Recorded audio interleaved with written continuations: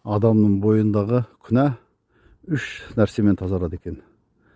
Біріншісі ауру, екіншісі көз жасы, үшінші кішіпейілдік.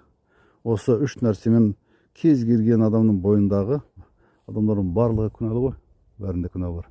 Осы үш жолмен тазарады екен. Біріншісі ауруды алайық. Егерде адам тәкаппарланып,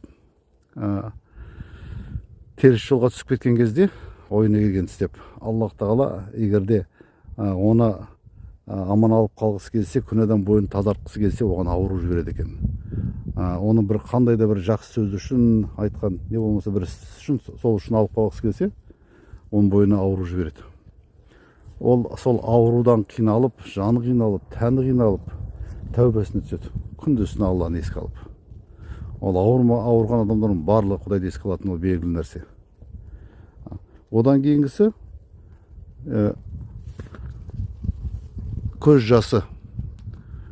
Ол адам тауфиқ беріп, Алла Тағала өзінің көп күнә істегендерін мойындап, күнәлерін бәрін біліп, өзінің бойындағы күнәні соған тәубаға келіп, Алладан қорқып, Аллахтың алдында жауап беруден қорқып жыласа, тәубаға келіп жыласа, сол көз жасымен оның күнәсі төгіледі екен. Ал үшіншісі кішіпейілдік.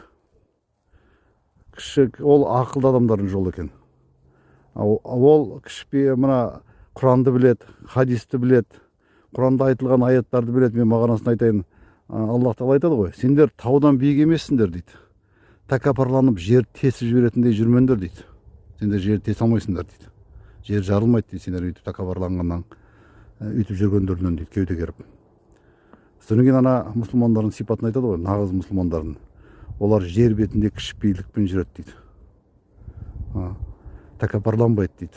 Тіпті оларға дөреклік көрсеткендерге, оларға да кішіпейілдікпен аман болыңыздар деп жауап береді дейді. Осы аяттарды білетін, Құранды білетін, хадистерді білетін ақылды адам, ол өзін кішіпейіл ұстайды, кішіпейілдікпен жүреді барлық жерде. Әдеппен жүреді. Әдеп пен кішіпейілдік бар жерде адам аман қалады.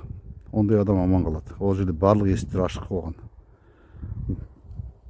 Өйткені Айша анамыз айтқан, кішіпейілдік деген бір құлшылық бар. Ол керемет құлшылық.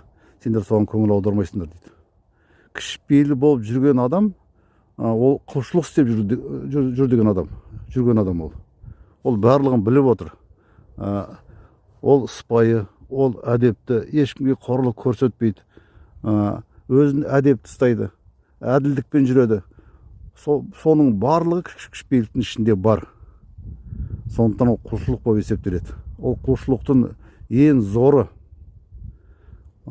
Сондықтан кішіпейілді адам өзін өзі жаңағы сияқты ауру сияқты қиыншылық, ауыр сынақтар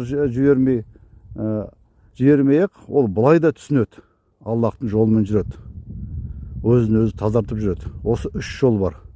Сондықтан біреуін таңдау керек. Соның ең ішіндегі ең оңайы, ең дұрысы, Аллахқа ұнайтын жол ол кішіпейілдік. Аллах Тағала тәкаппарлар мен мақтаншақтарды жақсы көрмейді екен. Егерде сен тәкаппарланып өзіңді зор санасаң, Аллах сені қор санайды, қор қылады. Сондықтан неғұрлым жер бетіне кішіпейілікпен жүрген дұрыс.